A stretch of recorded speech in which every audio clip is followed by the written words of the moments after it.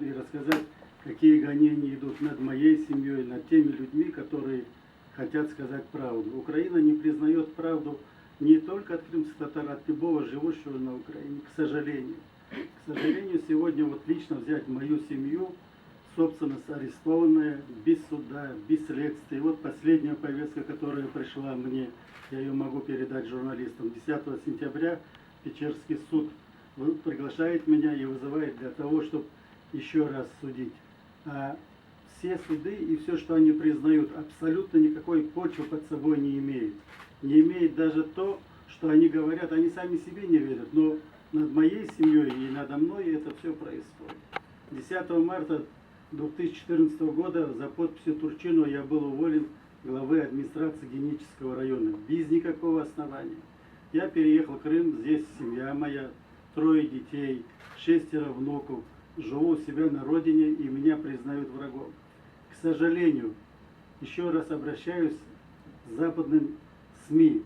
Той Украины, какая была, сегодня нет. Сегодня там управляют националисты, которые не хотят видеть правду. И на самом деле на Украине был переворот. Захватили власть, чуть ли не убили президента Януковича, который, слава Богу, убежал от этого и сегодня живой, делает все для того, чтобы в Украине наконец-то навели порядок.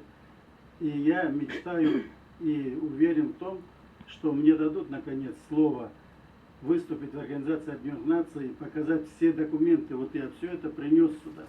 Это уголовные дела, которые не имеют под собой почву. Сегодня в Интерполе разыскивается моя семья. Дети, которые мои, ездят на Украину, потому что там похоронены мать, отец, брат родной. Мы не можем выехать даже на могилку к своим родителям.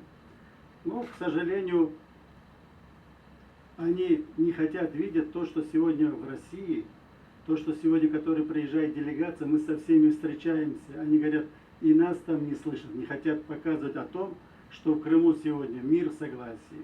Очень большое идет строительство всех уровней, начиная мечеть, о которой мы говорили, лично под патронатом нашего президента, спасибо ему большое, которая сегодня более 5000 людей будет помещать там. Сегодня также посмотрите эти дороги, которые делают.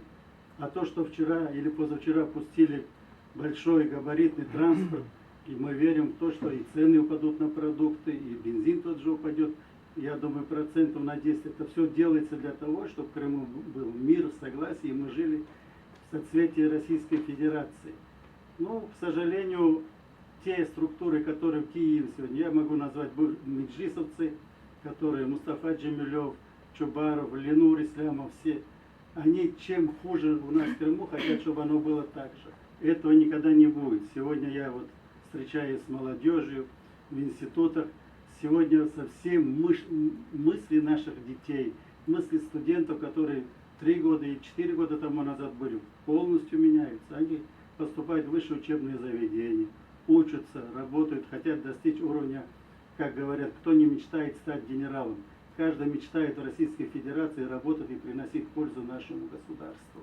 И вам еще раз огромное спасибо, что вы делаете все для того, чтобы показать, как живут крымские татары в Крыму, что делается над ними на Украине. Если нужно какие документы, мы все представили Молохову Александру. И это все есть. Спасибо, вот то, что я хотел сказать.